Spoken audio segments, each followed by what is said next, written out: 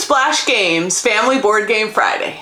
We're excited to bring you our 2022 Holiday Board Game Gift Buying Guide.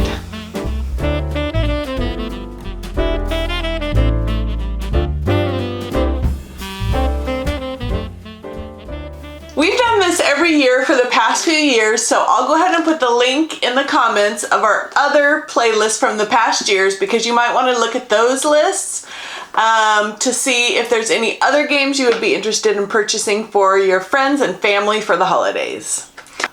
Many of these games you will not be able to get at Walmart, but you will find more of them at Target and even more of them at Barnes & Nobles. But for me, it's easiest to get my board games online.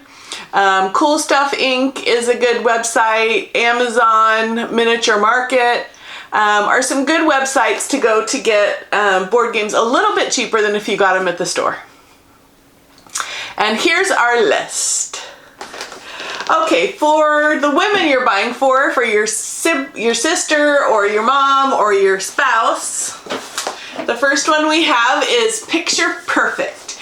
In this game, you're a photographer and you're setting up the scene to please all the people. It's 4-player and I really love the idea of it. At the end of the game, you take a picture of your scene and then you score how happy everybody is with the picture and how it turned out. And just really fun and a totally new kind of game, Picture Perfect. The next game that I've played a lot this year is called Decorum. And in this game you are decorating a house, but you have to agree. And everyone has a certain way they want to decorate the house, but you don't know how everybody else feels about the house and how they want to decorate it. It's a really interesting deduction game. And to try and figure out the puzzle all together to make the house come out perfectly. And that's Decorum. I've really enjoyed that this year. And now for the men in your life, your husband or your uncle or your dad. These are some great games for them. We have Aquatica. This game's been out for a few years. It's just got such amazing graphics. And I just love the idea of going into the deep sea and finding underwater cities and underwater creatures, and I just love the gameplay of it. And that's Aquatica. I've been wanting to get the expansion to get more characters, so hopefully I can get that soon. But yeah, really beautiful game, Aquatica. Next we have a classic game we love playing, and that's Clank. It's a deck building game, so you're building up your deck to make it better, but you're also going down deep into the caves, trying not to disturb the dragon while you're down there, and get as much loot as you can and make it back up in time. And that's Clank, a deck building adventure. They do also have Clank in space if you like the space theme better, but I just really like this one because I just like the classic dungeon feel of it. And that's Clank. Okay, now to the teen girls. For the teen girls, we have Micro Macro Crime City. This is just a really amazing game. It's a huge poster that you put on the table, and there are a bunch of scenarios that you go through, and the scenario gives you clues to where to find things on the poster, and you have to find out who stole so-and-so's hat, and you go in the picture and you got to try and find it. And wow, it's just amazing, and it's called Micro Macro Crime City. The other game I would recommend for teen girls is called Isle of Cats. I don't have it. It is on my wish list, and it's about putting a bunch of cats on a boat to rescue them. And it's just a really fun game with polyomino pieces, kind of like Tetris.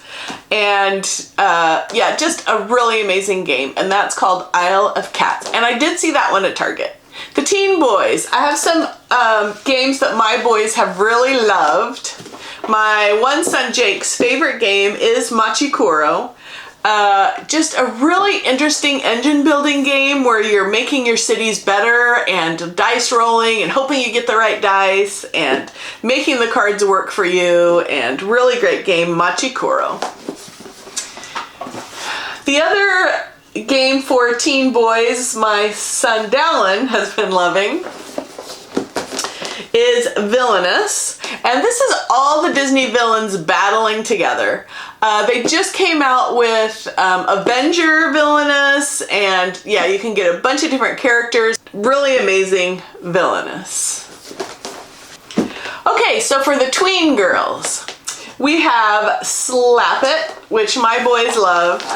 It's a slapping game. It comes in this really cute box, and if you like games where there's speed and quickness, like Slapjack or Speed, you might like this. It's about slapping as fast as you can, and that's Slap It.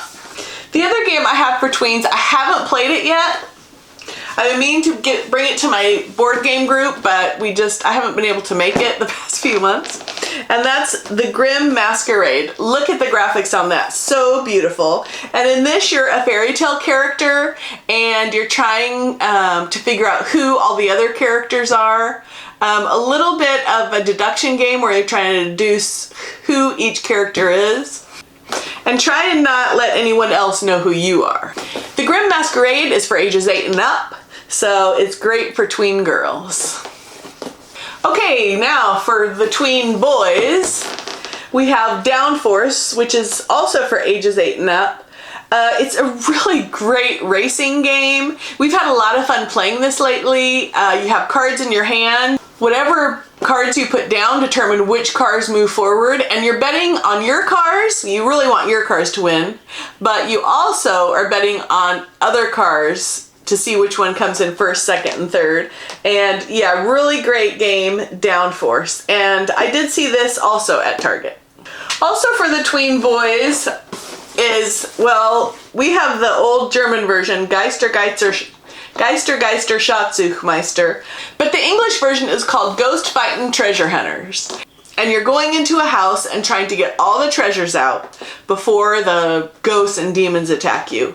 Really fun game, and I love they have little characters, and the gold actually fits in the backpack. Really amazing.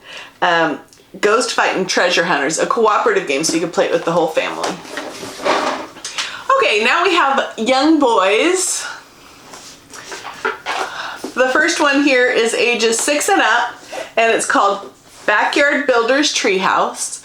And in this game, you're drafting cards, passing them around, and trying to build the best treehouse you can. And the cards are really beautiful, and I love the graphics on it. Backyard Builder's Treehouse. Another great game we have for boys is Zombie Kids. It's 7 and up. I think you could probably play it younger because it's a cooperative game, so you're all working together to get rid of zombies. And so because you're working together, I think the younger kids could probably play it. And this is a campaign game, so as you play, each round you play gets different with new rules, and you open new envelopes, and yeah, and that is Zombie Kids. And they just came out with the Zombie Teens, which looks really fun for teens. Okay, young girls. I don't have any of the games for the young girls, but I played one of them at a convention I went to, and it was Yummy Yummy Monster Tummy. Really fun game for little girls. You all agree on cards to feed the monster, and it uses an app, so you use it on your phone and you scan the card to see if you can match the color of the monster. It's just such a fun, cute game with the graphics, and the kids love playing it. It's so silly and fun, and that's Yummy Yummy Monster Tummy. The other game I have for young girls is called Tongues Out. And this is a memory game where you're rolling dice and trying to get little puppies to stick their tongues out and remember what color tongues they have. By pushing them down, you squeeze them down and their tongues pop out. And just a really cute little memory game, Tongues Out. Okay, now to our family games. One game my boys have played a lot this year is Stop Thief. It used to be an old game back in the 80s, 70s, where it had a machine that would tell you where the thief is, but now we have apps. So you use an app and it tells you, and you hear footsteps where the thief is, and everybody's trying to catch the thief. It's really amazing. If you catch the thief, you get the reward, and then you get a new thief, and then the app tells you basically where he is, and everybody's trying to run over there and get him. Really fun. Stop thief. Ooh, the 1979 classic, fully restored and better than ever. It was 1979, that was close. The other family game that we've played a bunch is called Creature Comforts. It's just a great game for fall especially, but anytime. And it's about this little creature town, and you're trying to get commodities and roll dice, and you're trying to complete cards and get as much comfort as you can. This is for 8 and up, and great family game, Creature Comforts. Okay, for party games, we have Super Mega Lucky Box. We played this a lot this year. It's sort of like bingo, and you turn over a number, and everybody marks that number off on their cards in front of them. And if you get a row, you get a bonus. So you're trying to complete as many cards as you can, and also you get energy to change the number on the card, all kinds of cool ideas, and it's 8 and up, and it plays 6 players, which is really nice. If you get 2 boxes of these, you can play up to 12 players, and then just play in a big group. Really fun. Super Mega Lucky Box. The other family game I'm going to talk about, which I'll probably buy 7 of these for Christmas this year because it's the game I'm giving out, and that is So Clover. I don't have it with me because my sister borrowed it and I haven't got it back yet. We've been playing it so much. We took it on our cruise and played it every night. Just a really amazing game. You're putting cards down and writing down words that go with those cards, and then you take the cards off and everybody has to guess where to put the cards. Just the idea is so amazing. We've just been addicted to the game, and that is So Clover. We've got some stocking stuffers. Well, if you have a big stocking, you can put in Abandon All Artichokes, which who would ever do that, because artichokes are so good. But this is a heartless card game. Abandon All Artichokes, you're collecting cards, and you're trying to collect enough cards that when you pick up your cards, draw your cards, there's no artichokes and you win. So you're trying to get rid of all the artichokes you can. Just a super light, fun game, Abandon All Artichokes. The other stocking stuffer I have is No Thanks. They've redone the box since I've got mine. I've played it so much. It's a game where you're trying to get as small points as you can and get as many tokens as you can. It's really simple to teach, and I've taught it to a lot of people this year. No Thanks, oh, just a great card game. One of my top card games, No Thanks. Okay, what do I want this year? On my list, what I want to get is, the first game is Rise. I think it's coming out at the end of this month, so I'm hoping it will come in before Christmas.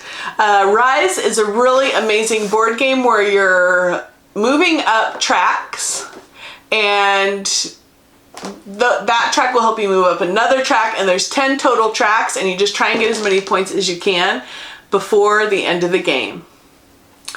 And the graphics of it just look amazing, and that's Rise. The other game I'm asking for Christmas is Mind Management. It is a deduction game where you're trying to find somebody that's moving around the board, and I love deduction games. I've had Nuns on the Run, which my board game group really loves. It's a hidden movement where you're hiding. In this one, only one person's hiding and everybody's trying to find him. I love the idea of it, and I love the graphics on it, and that is Mind Management.